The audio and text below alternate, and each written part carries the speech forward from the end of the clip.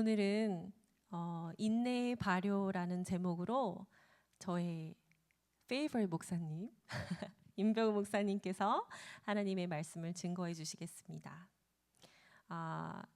하나님의 말씀은 로마서 5장 1절에서 8절의 말씀입니다. 본문의 말씀을 함께 봉독하도록 하겠습니다.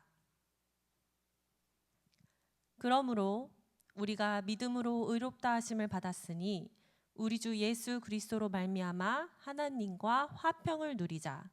또한 그로 말미암아 우리가 믿음으로 서 있는 이 은혜에 들어감을 얻었으며 하나님의 영광을 바라고 즐거워하느니라. 다만 이뿐 아니라 우리가 환난 중에도 즐거워하나니 이는 환난을 인내를, 인내는 연단을, 연단은 소망을 이루는 줄 알미로다.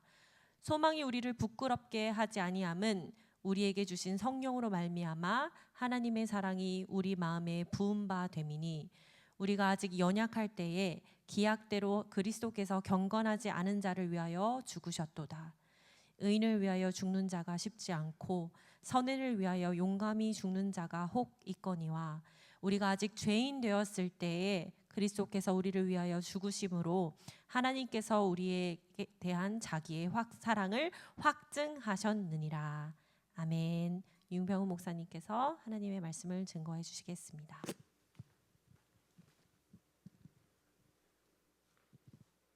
페이버릿 전도사님 감사합니다. 진짜 맞아요?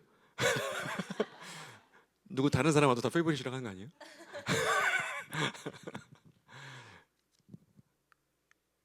기도하고 말씀해요? 기도하겠습니다. 주님 감사합니다. 주님이 우리의 페이버릿이시기에 저희들 이 자리에 나왔습니다.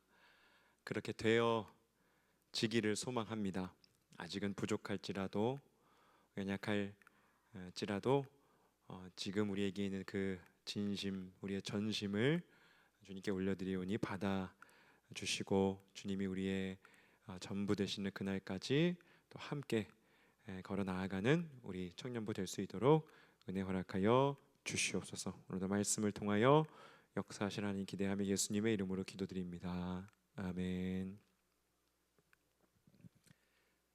인내의 발효라는 제목으로 하나님 말씀 전하겠습니다. 제가 목동에서 청년부, 서울 목동이라는 곳에서 청년부 사역을 했었어요. 거기서 몇 년 있었고 거기서 우리 아기도 낳고 막 그랬었는데 청년들이랑 아주 재밌게 지냈었습니다. 지금도 막 이렇게 거기 있던 친구들한테 연락이 많이 와요. 어느 날 그때 청년들과 식사를 하는데 한 청년이 이런 질문을 했습니다. 목사님, 동거에 대해서 어떻게 생각하세요? 여러분, 목사는 이런 질문에 잘 대처를 해야 되거든요. 이 친구가 이걸 왜 물어보는지 내가 알 수가 없기 때문에 이 친구가 지금 동거를 하고 있다는 건지 할 계획이라는 건지 아니면 그냥 궁금한 건지 아니면 이게 그런 거에 반대하는 건지 찬성하는 건지 알 수가 없으니까 그래서 제가 다시 질문을 던졌습니다. 너는 어떻게 생각하니? 그랬더니 그 청년은 동거가 필요한 것 같대요. 그래서 왜 필요한 것 같은데? 라고 물어보니까 하는 대답이 이랬습니다. 그냥 동거 없이 결혼했다가 그 사람이 저랑 안 맞는 사람이면 어떡해요? 라고 하는 거예요. 여러분, 동거하면 알까요? 그 사람이 어떤 사람인지 같이 살면 알아요? 알기 쉽지 않습니다. 사람 아는 거 쉽지 않아요. 결혼해도 쉽지 않은데 같이 산다고 해서 그 사람을 속속들이 알 수 있는 거 아니거든요. 그 친구에게 있는 불안에 대해서 말해 주었습니다. 저는 그 이야기를 듣고요. 결국에 그게 본질인 것 같다고요. 그 사람이 나랑 맞는 사람이 아니면 어떡하나. 이 불안 때문에 다른 옵션을 열어두려고 하는 것이죠. 매이지 않으려고 하는 거예요. 자, 그래서 며칠 뒤에 아마 그 다음 주일인가 청년들 다 있는 자리에서 물었습니다. 그때도 저희 한 3, 40명 이 정도 모이는 크지 않은 공동체였어요.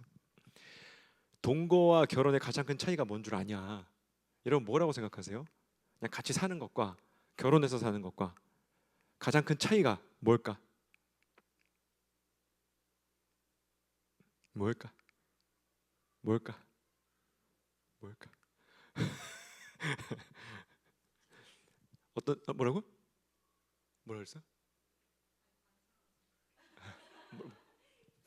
어떤 사람은 이렇게 갑자기 사랑이 다른가 그러던데 저는 그러지는 않은 것 같아요. 사랑하니까 헤어지기 싫고 같이 살고 싶은 거죠, 그죠? 저는 그렇게 생각해요. 동거와 결혼의 차이는 약속, 언약의 유무의 차이다라고 생각을 합니다. 그러니까 결혼에는요 약속이 있다라는 거예요. 물론 이 결혼이라는 것이 깨질 때도 있습니다. 또 그럴 수 있어요.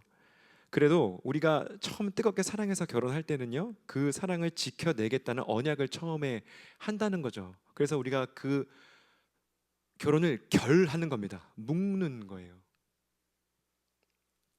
그래서 결혼을 하는 것도 어렵지만 그 단단하게 묶여 있던 것을 풀어내는 것이 여러분 그토록 더 어려운 것입니다. 가까운 분들이 아마 헤어짐을 경험한 분들은 아마 알고 계실 거예요. 그게 얼마나 아픈 과정인지. 그 매듭이 단단했을수록 꼬여 있었을수록 더 어렵고 상처가 되는 풀어가는 과정이 있겠죠. 하지만 그렇다고 해서 또 결혼을 하지 않을 수는 없어요. 하지 않으면 알 수 없는 것들이 분명히 있거든요. 왜냐면요, 여러분, 동거와 다른 점은 약속이 있다 그랬잖아요. 약속이 있으면 그때부터 우리 자신을 더 잘 보여줄 수 있거든요. 언약이 있으면 그 다음부터 나 자신을 더 솔직히 받아줄 수 있는 거예요. 아, 저 사람이 나를 받아주겠구나라고 하면서 그때부터 우리는 서로를 더 진실하게 알 수 있습니다. 그래서 여러분 사실 사랑은요 모르고 하는 게 맞아요. 그죠? 그래서 C.S. 루이스라는 사람이 네 가지 사랑이라는 책에서 이런 이야기를 했어요. 사랑은 스스로 취약해지는 것이다. vulnerable해지는 것이다. 라고 얘기를 해요. 그리고 내가 타인으로부터 상처받을 가능성을 활짝 열어두는 것이다. 사랑은 위험을 감수하는 것이다. 라고 합니다. 근데 문제는요, 오늘날 많은 사람들이 어떤 언약 그리고 가치나 대의의 자신을 거기다 묶어놓고 헌신하는 것을 회피한다라는 겁니다. 위험 감수하려고 하지 않으려고 해요. 지그문트 바우만이라는 사회학자가 있거든요. 아마 읽어보신 분들 계실 거예요. 현대 사회를 액체 근대라고 불렀습니다. 리퀴드 모더니티라고 불렀어요. 여러분 이 리퀴드는 액체는 모양이 고정되어 있는 게 아니잖아요. 어떤 그 컨테이너에 들어가느냐에 따라서 그 모양이 싹싹 바뀝니다. 붙잡아 둘 수가 없습니다. 그러니까 어떤 형태의 미래에도 내가 맞춰서 적응할 수 있도록 나 자신을 그렇게 유동적으로 액체처럼 흘러가는 존재로 만들어 놓는 거예요. 제가 피트 데이비스라는 사람이 쓴 책을 봤거든요. 너무너무 좋은 책입니다. 그 책 이름이 뭐냐면 전념이라는 책이에요. 피트 데이비스가 누구냐면 그 여러분 가끔 이렇게 예쁜 사진으로 나오는 겟어웨이 그거 있죠. 캠핑 그 창업자예요. 너무너무 좋은 책입니다. 제가 아까 어른들한테 말 안 했는데 우리 소년들한테는 말을 할게요. 피트 데이비스의 전념이라는 책 너무너무 좋은 책이에요. 한번 꼭 읽어보세요. 그 책에서 이런 우리의 상태를요 뭐라고 부르냐면 무한 탐색 모드라고 부릅니다. 무한 탐색 모드. 여러분 그런 거 경험해 본 적 없으세요? 우리가 넷플릭스 같은 서비스를 이용하면서요 이렇게 스크롤을 올렸다 내렸다 하는 겁니다. 제목도 한번 뭐가 있나, 요즘 영화 드라마 뭐가 재미나 한번 쑥 훑어보고 예고편도 몇 개 보고 후기도 찾아보고 추천도 읽어보고 이게 재밌다더라 저게 재밌다더라. 기왕에 내가 이렇게 앉아서 보기로 한 거 내 시간 낭비하지 않고 좋은 거 찾아서 보고 싶으니까. 그런데 이렇게 훑어보기만 하다가 1시간은 훌쩍 지나가 버리는 거예요. 그렇게 하염없이 무한 탐색 모드에 빠져 있다가 결국 TV를 꺼버리게 되는 겁니다. 다음날 출근해야 되니까. 지금 뭔가를 보기엔 너무 늦었으니까. 그냥 딱 앉았을 때 그냥 아무거나 빡 틀고 하나 보고 기분 좋게 자면 되는 건데 재미있었네 아니 뭐 재미없었네. 다음부터 그러지 마. 그래야 또 경험도 생기는 거거든요. 그런데 좋은 거 고르려다가 결국에 아무것도 결정 못하고 그냥 잠자리에 들어야 하는 거. 똑똑한 선택을 하려다가 영화 한 편 진득하니 볼 수 없는 우리가 되어버린 거예요. 슬프지 않습니까? 우리가 이렇게 일상을 무한 탐색 모드로 살고 있다라는 거예요. 액체같이 유동성을 가지고 온갖 가능성들을 막 저울질해 가면서 더 나은 선택을 하기 위해, 더 좋은 소비를 하기 위해 우리가 애쓰며 살아간다는 거예요. 그런데 역설적인 것은요, 바로 그 좋은 선택을 하기 위한 애씀이 결국 우리를 아무것도 결정하지 못하는 상태로, 결정 장애로 몰아간다는 것이죠. 선택지가 많아지면, 옵션이 많아지면 되게 좋고 자유로워질 것 같지만 정작 우리는 더 불안해지는 거예요. 더 엉거주춤해서 둥둥 떠다니고 표류하게 되는 것이죠. 어디에 묶이는 거, 어디에 나 자신을 이렇게 헌신하는 거, 데디케이트 하는 게 부담스러워서 유동적으로 액체처럼 살기로 했는데, 유목민처럼요, 한 곳에 묶이지 않고요, 어떤 한 관계에 내 발을 깊이 집어넣지 않고요, 언제든 떠날 수 있고 다른 길로 갈 수 있다. 다른 사람 만나면 되지, 다른 교회 가면 되지 라고 하면서 그렇게 도망칠 구석을 많이 만들어 놓고 사는 것이 안전인 줄 알았는데, 그게 똑똑한 건 줄 알았는데, 막상 그렇게 무한 탐색 모드로 살다 보니까 또 다른 불안이 우리를 찾아오는 거예요.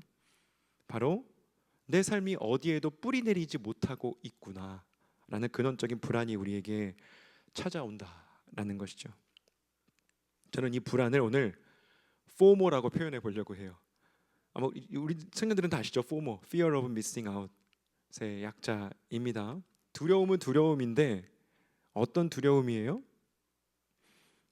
내가 무언가를 missing out하고 있구나. 내가 무언가를 놓치고 있지는 않은가? 내가 따라잡지 못하고 있는 것은 아닌가? 지금 흘러가고 있는 어떤 거대한 흐름에 나만 올라타지 못하고 소외되고 있는 것은 아닌가? 요즘에 많은 사람들이 한국 주식을 보면서 그런 얘기를 한다고 해요. 아세요, 여러분? 코스피가 엄청 천장을 뚫고 가고 있거든요. 상대적 박탈감을 느끼는 거죠. 이 포모의 불안이 우리로 하여금 무한 탐색 모드에 빠지게 만드는 겁니다. 그래서 무언가 하나에 결정 내리지 못하고 정착하지 못하고 뿌리 내리지 못하고 계속해서 검색해서 확인하고 비교하도록 만드는 거예요. 그러면서 내 삶의 의미, 내 삶의 성취, 충만함이 지금 여기에는 존재하지 않고 다른 어딘가에 존재한다고 우리를 그렇게 믿게 만드는 것이죠. 포모가 우리의 중심이 지금 여기 발 딛고 살아가는 이 자리가 아니라 어딘가에 있을 무언가로 자꾸만 우리의 시선을, 우리의 중심을 옮겨버린다라는 것입니다. 내가 지금 여기에서 할 수 있는, 지금 바로 할 수 있는 순종이 아니라요, 내가 놓치고 있을 더 좋은 무엇, 다른 가능성들을 타진해보게 만든다라는 거예요. 이 포모라는 불안과 두려움이 우리에게 있었던 그 좋은 거 있잖아요. 무언가에 몰입하고 전념하고 나 자신을 던져서 그 안에서 버텨내고 이루어내고 성취를 맛보고 견뎌내면서 무언가 이렇게 창조해내는 능력을 우리에게 앗아가 버렸다라는 것이죠. 저는 이런 불안의 상태, 두려움의 상태가요, 로마서 1장부터 3장에서 바울이 잘 보여주는 하나님으로부터 소외된 우리의 상태라고 생각합니다. 여러분 1장 28절 말씀 보실게요. 이런 말씀이 있어요. 또한 그들이 마음에 하나님 두기를 싫어하며 하나님께서 그들을 상실한 마음대로 내버려 두사 합당하지 못한 일을 하게 하셨으니. 하나님 두기를 싫어했대요. 그들의 마음이 상실한 마음이 되어버렸대요. 그 마음으로 내가 나에게 좋은 것을 막 찾아다녔어요. 그런데 결국에는 그것이 오히려 나를 괴롭히는 것이 되어버리는 거예요. 길을 잃어버린 것이죠. 로마서 3장 16, 17절은 또 이렇게 말해요. 파멸과 고생이 그 길에 있어 평강의 길을 알지 못하였고 끊임없이 액체처럼 유동하면서 무한 탐색 모드로 돌아다니지만 어디에도 어떤 공동체에도 안착하지 못하고 뿌리 내리지 못하고 고생만 하다가 평강에는 이르지 못한다. 평강에 이르는 길이 끊어져서 우리는 두려움과 불안을 겪을 수밖에 없는 것입니다.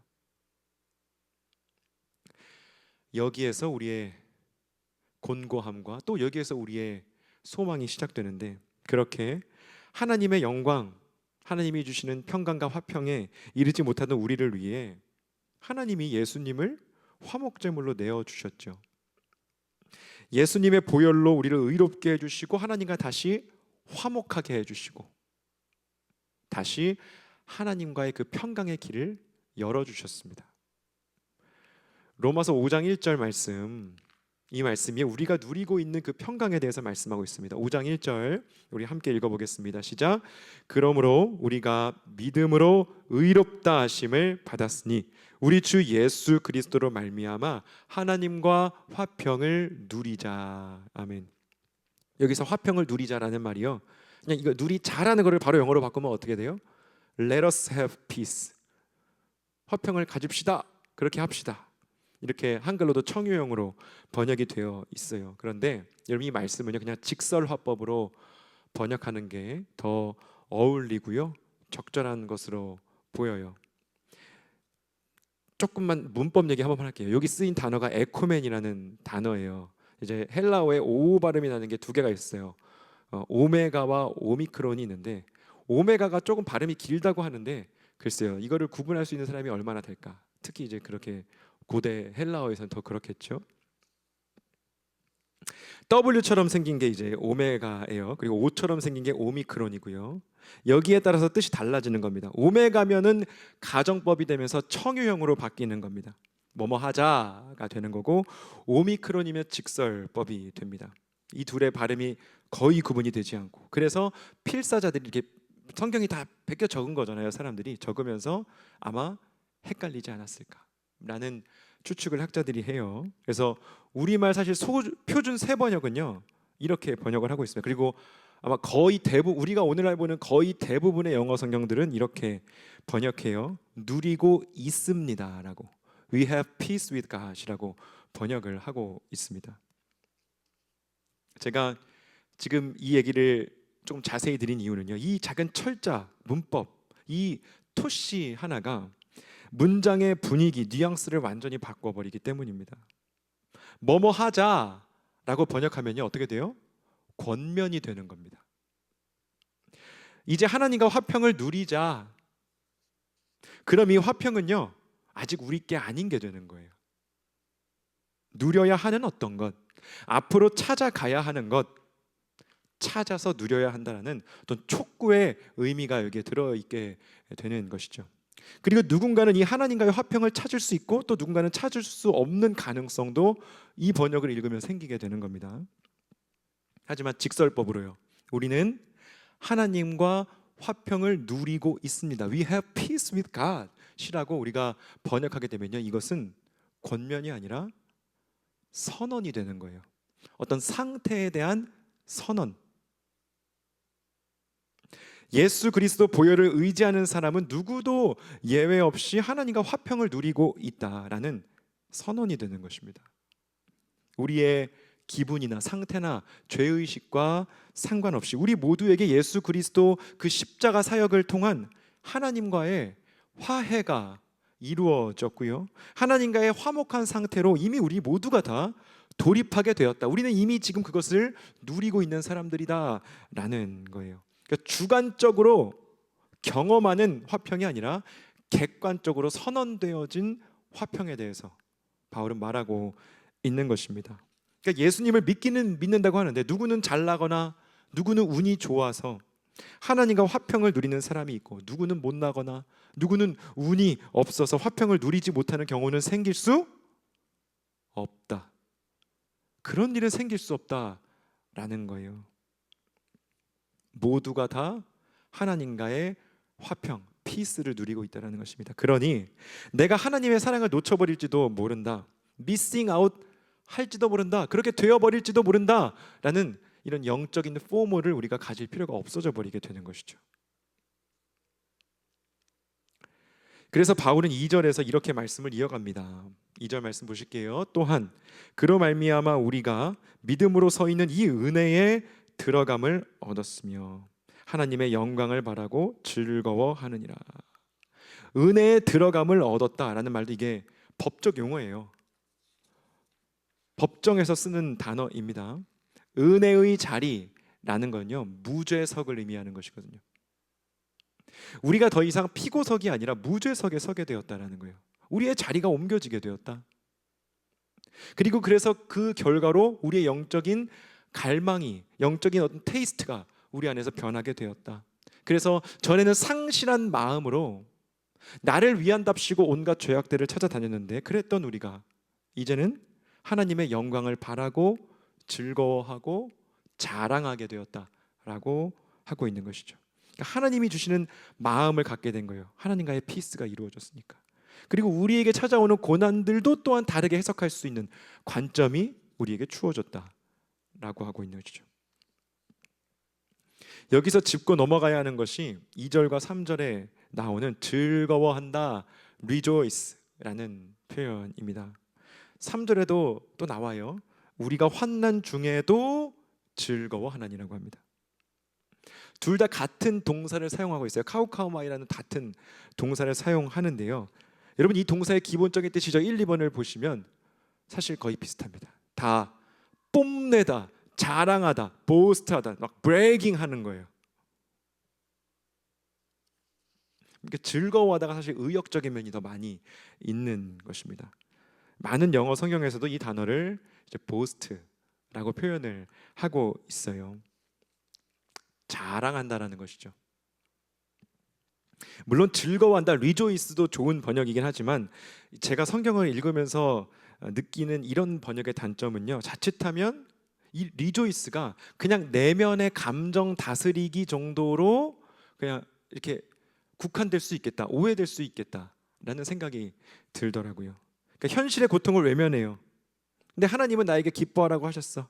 그러니까 웃어야지, 긍정적으로 살아야지 라고 덮어두고 자기 최면을 거는 거죠. 그러니까 일종의 정신 승리, 멘탈 빅토리가 될 수 있다는 것이죠. 바울은요, 이 환난 자체를 아름답게 그리고 있는 것은 아니거든요. 환난은 좋은 것이다, 고난을 즐겨라, 바울은 그렇게 말하고 있지 않습니다. 그러니까 바울이 말하는 건요, 억지스러운 어떤 감정 변화가 아니라 신앙의 방향에 대해서 말하고 있는 거예요. 우리가 1절에서 봤죠? 우리는 하나님과 화평을 누리고 있습니다. We have peace with God. 이 선언대로 말입니다. 하나님과 화평케 된 우리들을 하나님이 결코 그냥 두지 않으실 것이다. 그래서 우리는 환난 속에서도 하나님이 하실 일들을 기대하고 소망하고 즐거워하고 자랑할 수 있게 된다는 것이죠.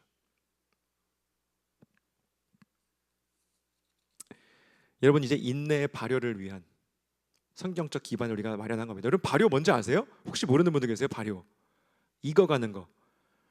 영어로 하면 fermentation이라고 하나요? 익어가는 거. 우리 다 김치 먹으니까 이제 준비가 된 거예요. 우리는 하나님과의 화평을 이미 누리고 있습니다. 우리의 자리는요, 정죄의 자리인 피고석에서 은혜의 자리인 무죄석으로 이제 다 옮겨졌습니다. 우리는 하나님의 영광을 소망하고 자랑할 수 있는 영적인 자부심을 갖게 되었고 어떤 그런 감각을 가지게 되었어요. 세상과는 다른 감각. 그러니 더 이상 내가 무언가를 놓칠지도 모른다, 하나님의 사랑으로부터 내가 떨어져 나갈지도 모른다라는 영적인 포모를 우리는 더 이상 가지지 않아도 되고요. 누가 내 삶에 진정한 평화와 만족을 가져다 줄지 무한 탐색 모드로 분주하게 돌아다니지 않아도 되는 겁니다. 발효의 재료들이 다 갖춰졌습니다. 이제 남은 것은 하나인 거예요. 하나님께서 이 발효의 재료들을 어떻게 버무리셔서 우리를 익혀 가시는지, 우리 안에 발효를 이루어 가시는지 보는 것입니다. 3, 4절 우리 청년들 함께 읽어볼게요. 시작. 다만 이뿐 아니라 우리가 환난 중에도 즐거워하나니 이는 환난은 인내를, 인내는 연단을, 연단은 소망을 이루는 줄 알미로다. 아멘. 우리가 환난 중에도 하나님을 자랑할 수 있는 이유, 하나님을 즐거워할 수 있는 이유는 첫 번째 이유는요, 환난이 인내를 이룬다라는 약속이 우리에게 있기 때문입니다. 환난이 인내를 이룬다. 근데 우리가 여기에서 또 하나 기억하고 갈 수 있어요. 환난을 겪는다고 해서 누구나 다 이 발효의 프로세스에 자동으로 들어가게 되지는 않는다라는 사실입니다. 누구나 다 발효되는 건 아니에요. 환난을 당한다고 해서 누구나 다 있게 되는 것은 아닙니다. 어떤 사람들은요, 환난을 겪으면 더 거칠어지기도 한단 말이에요. 여러분 그런 사람들 많이 보시잖아요. 환난을 겪으면서 고생을 하면서 더 그 마음이 딱딱해지고 굳어지는 사람들이 있습니다. 쓴뿌리가 생기는 사람들, 피투성이가 되는 사람들이 있어요. 거기서 회복되지 못하는 사람들이 분명히 있다라는 거예요. 그러니까 환난이 말 그대로 환난이 되어서 우리 삶을 망가뜨릴 수 있다라는 거죠.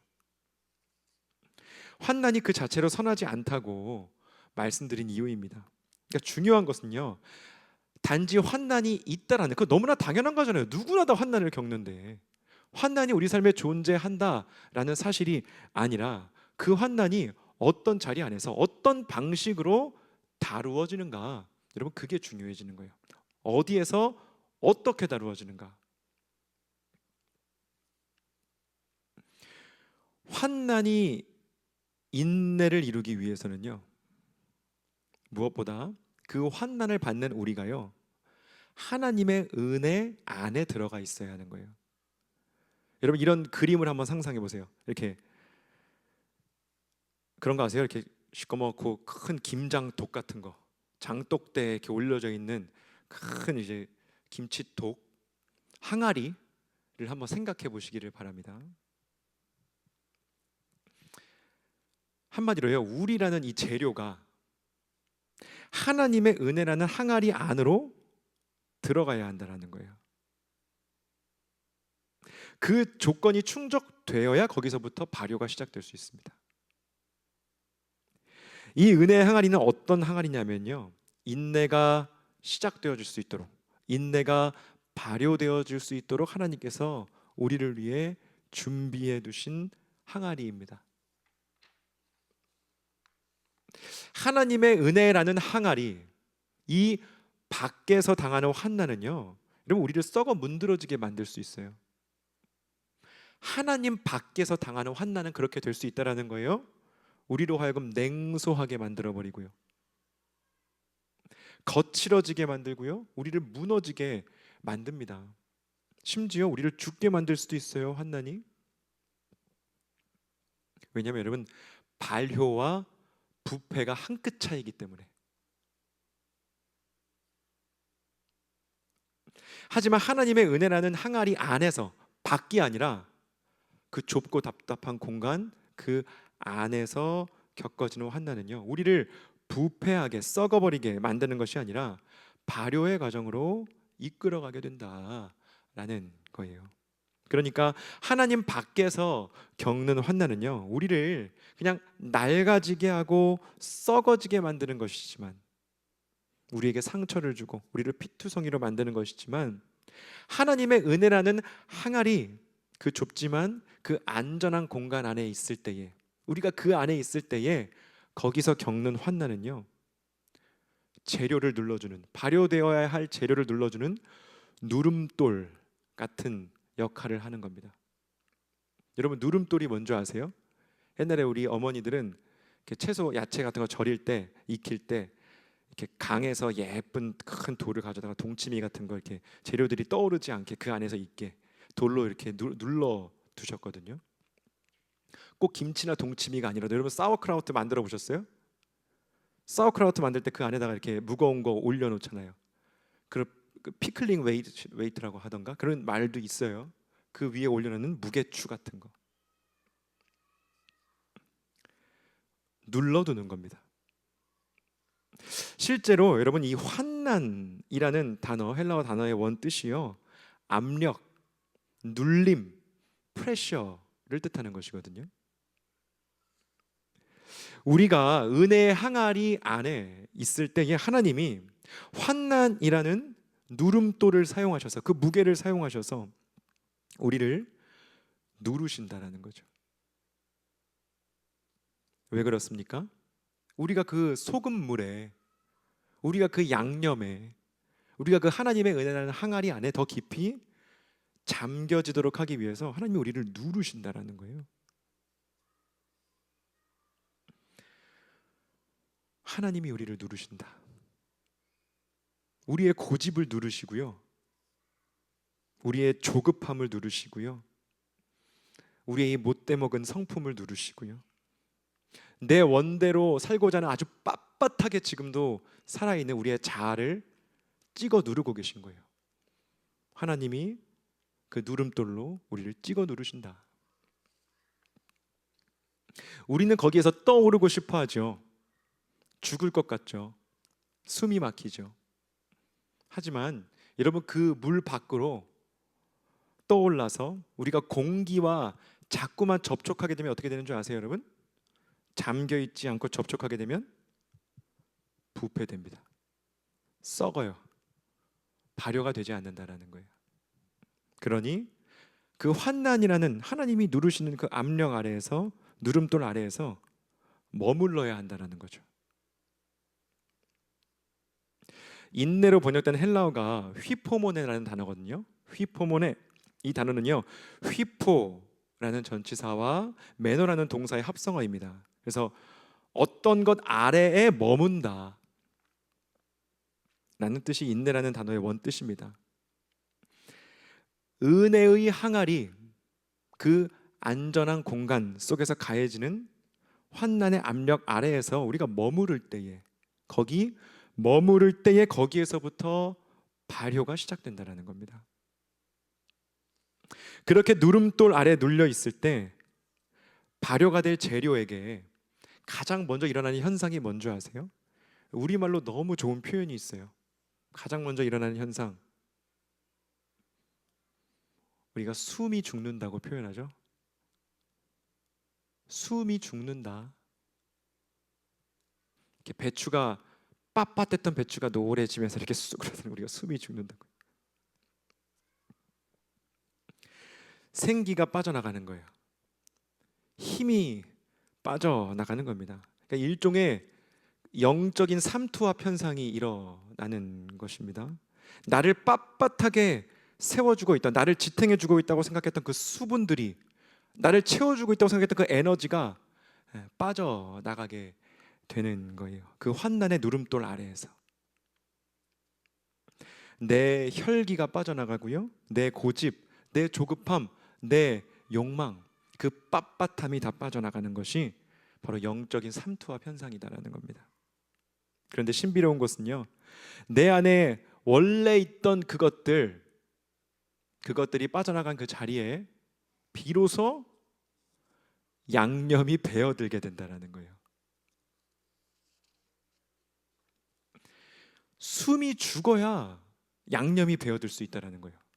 여러분, 숨이 죽어야 그 빳빳했던 것들이 꺾어져야, 부드러워져야 우리가 또 다른 재료들과도 어우러질 수 있게 되는 것입니다. 우리는 이걸 연단이라고 불러요. 숨이 죽는 거, 영적 삼투압 현상이 일어나는 거, 우리 안에 있는 혈기와 고집이 막 빠져 나가는 거, 이제는 하나님의 성품이 우리 안에 스며들고 배어들게 되는 거, 여러분, 그것이 바로 연단이라는 단어의 뜻입니다. 연단이라는 게 뭐예요? 불순물을 제거한다는 뜻이거든요. 그렇게 숨이 죽었습니다. 양념이 배어듭니다. 이제부터는 이제 맛이 들기 시작하는 거예요. 저는 이 맛이 드는 것을 소망과 연결해서 보고 싶습니다. 소망은 환난과 인내와 연단을 거치면서 하나님의 사랑이 우리 안에 점점 더 깊이 배어들면서 마침내 맛이 든 믿음이 되는 것을 뜻합니다. 말로만 하나님이 아닌 거예요. 이제는 그 시간과 그 압력과 그 항아리가 닫혀 있는 그 어두움을 우리가 통과해내면서 온몸으로 알게 된 하나님, 우리의 온 감각으로 알게 된 하나님을 고백할 수 있게 되는 거, 여러분, 그것이 바로 소망이다라는 것입니다. 그래서 이제는 그 은혜의 항아리 속에 들어가기 그 이전의 나와는 완전히 다른 존재가 되어버리는 것, 이전과는 다른 향이 나는 겁니다. 다른 깊이가 느껴지고요, 이제는 숨이 죽어버렸지만 다른 종류의 단단함이 우리 안에 생겨나게 된다는 거예요. 깊은 맛이 나는 사람으로 발효가 일어난 것이죠. 하나님을 향한 깊은 신뢰를 가지고 살아가는 것이 소망이기 때문에 그 신뢰가 생겨난 것입니다. 성경은요, 이렇게 잘 익어지고 발효가 된 사람은 결코 부끄러움을 당하지 않는다라고 합니다. 여러분, 5절 말씀 함께 보시겠습니다. 소망이 우리를 부끄럽게 하지 아니함은 우리에게 주신 성령으로 말미암아 하나님의 사랑이 우리 마음에 부은 바 됨이니. 성령으로 말미암아 우리 마음에 부어진 하나님의 사랑, 여러분, 그러니까 그 은혜의 항아리 속에 담겨 있던 건 뭐예요? 우리는 어디 속에 잠겨 있던 것입니까? 환난의 누름돌이 우리를 어디 아래로 밀어놓고 있는 거예요? 우리의 숨이 죽게 만들고 우리 안에 배어든 것, 우리 안에 스며든 것, 우리를 변화시킨 것, 우리를 발효시킨 것은 무엇입니까? 성령을 통하여 부어진 하나님의 사랑이 우리를 그렇게 변화시킨다는 것이죠. 하나님의 사랑이 우리를 발효시켰습니다. 이 사랑이 어떤 사랑이냐? 우리 8절 말씀 더 보겠습니다. 8절, 우리가 아직 죄인 되었을 때에 그리스도께서 우리를 위하여 죽으심으로 하나님께서 우리에 대한 자기의 사랑을 확증하셨느니라.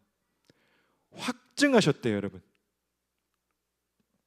이 사랑은요, 예수님의 죽으심으로 증명된 사랑이다라는 거예요.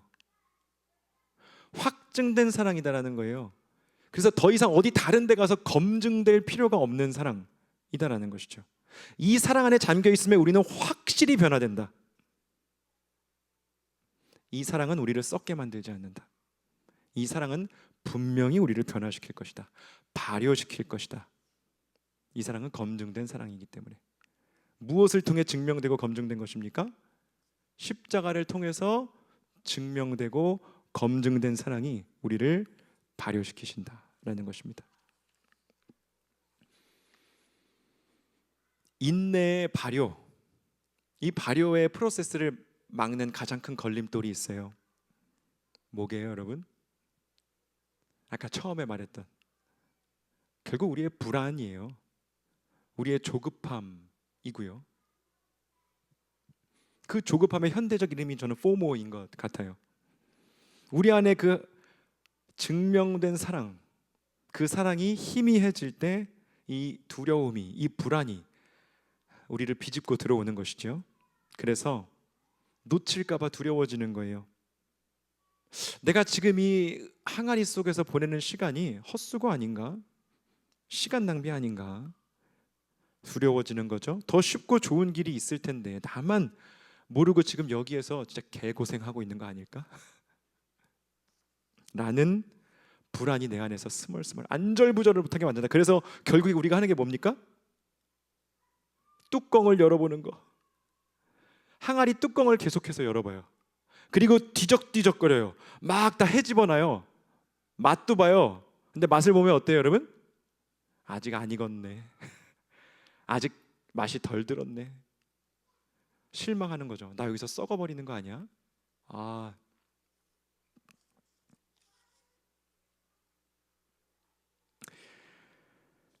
우리는 거기에서 또다시 무한 탐색 모드를 시작하게 되는 것입니다.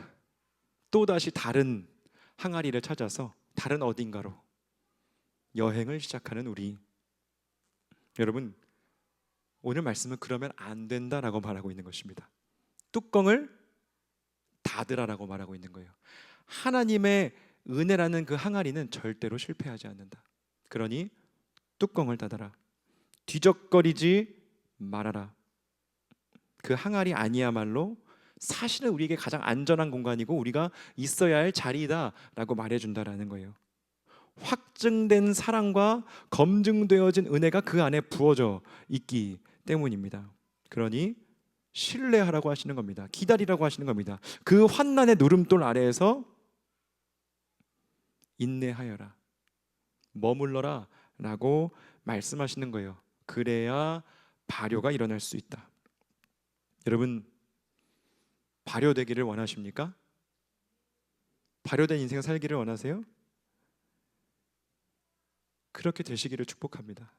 멋지게 나이 들어 가시기를, 멋지게 중년에 이르고 노년에 이르시기를. 벌써부터 초년대 이런 얘기하기는 좀 그렇지만, 여러분, 어디를 정하지 못하고 부유하게 되면은요, 그 공동체에서 할머니가 되고 할아버지가 될 기회를 뺏겨버리는 거예요. 여러분, 그거 되게 슬픈 일입니다.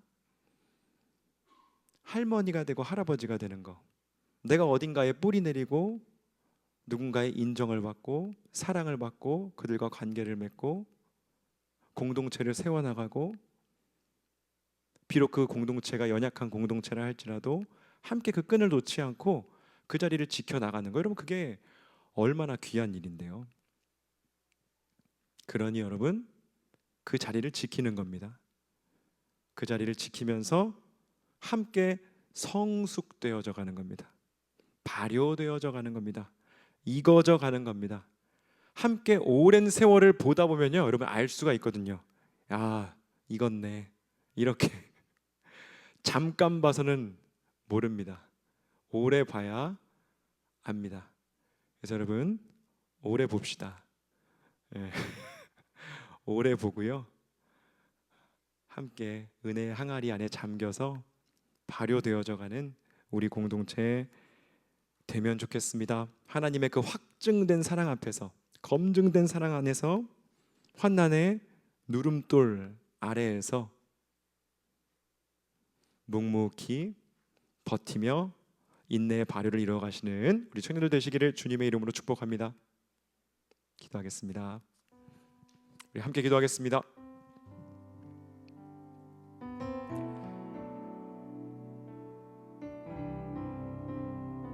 여러분, 그런 것 같아요. 청년의 때는 자꾸만 확인하고 싶어지는 때인 것 같습니다. 뚜껑을 열어보고 싶은 때, 뒤적거리고 싶을 때, 헤집어보고 싶을 때, 맛을 보고 싶을 때, 나는 어디까지 왔는가, 내 위치를 파악하고 싶을 때. 여러분, 하지만 하나님 사랑 안에서 여러분, 그런 불안을 가질 필요가 없다고 하나님 말씀하십니다.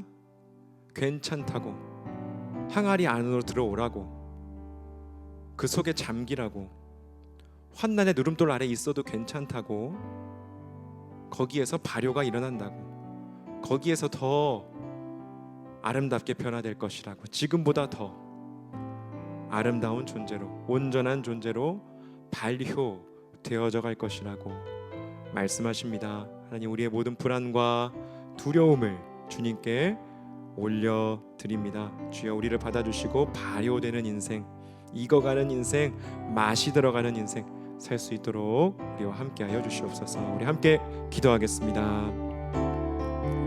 주님, 그렇습니다. 아버지, 우리 함께 익어가기 원합니다. 발효되어져 가기 원합니다. 아버지, 우리의 불안함과 우리의 두려움, 아버지여, 이 세상이 우리에게 주는 그 거짓 메시지들에 조급해지는 우리의 발걸음, 생각들, 하나님 아버지 다시 한번 주님의 음성 들으며 나아가는 우리 청년들 되게 하여 주시옵소서. 아버지, 그 은혜의 항아리 안으로 들어간다는 것, 하나님이 누르시는 환난의 누름돌 안에 거한다는 것, 그 아래에 눌려서 버티어낸다는 것, 아버지 그 자리를 지켜낸다는 것, 아버지여 그것이야말로 우리가 발효되고 성숙될 수 있는 길임을 저희들 다시 한번 깨닫게 하여 주시고, 이리저리 부유하는 사람들, 표류하는 사람들 아니라 아버지여 뿌리 내리고 그 안에서 열매 맺으며 시냇가에 심은 나무와 같이 아버지여 그렇게 자라가는 우리가 될 수 있도록 은혜 허락하여 주시옵소서. 주님, 저희는 두렵습니다. 불안합니다. 그래서 저희는 자꾸만 뚜껑을 열게 됩니다. 헤집어 보게 되고 뒤적뒤적거리게 됩니다. 맛을 보게 됩니다. 아직 익지 않은 우리의 모습에 우리는 실망합니다. 또 다른 두려움에 빠집니다. 내 삶은 이렇게 부패해버리는 것 아닌가.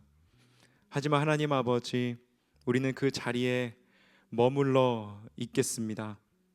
부패하게 우리를 그냥 놔두지 않으실, 우리를 발효시키실, 실패하지 않으시는 하나님의 은혜의 항아리가 있기에, 또 하나님 우리 위에 부어진 하나님의 사랑이 있기에, 우리의 숨이 죽게 만드시는 그 환난의 누름돌이 있기에, 그 안에서 눌려 있을 때에 우리의 모든 숨이 빠져나가고, 그때의 하나님의 양념이, 하나님의 사랑이, 하나님의 그 신적인 성품이 우리 안에 배어들 수 있기에 하나님 아버지, 저희는 그 자리를 지키겠습니다. 그 자리에서 함께 발효되어져 가고, 함께 익어져 가고, 함께 나이 들어가고, 또 서로의 익어감을 칭찬해주며 격려해주며 나아가는 아버지, 그러한 우리 청년부 될 수 있도록 은혜 허락하여 주시옵소서. 세상의 메시지에 흔들리고 동요되는 우리의 마음 붙잡아 주시고, 십자가에서 확증된 사랑 다시 한번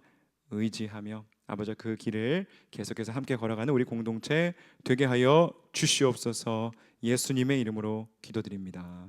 아멘.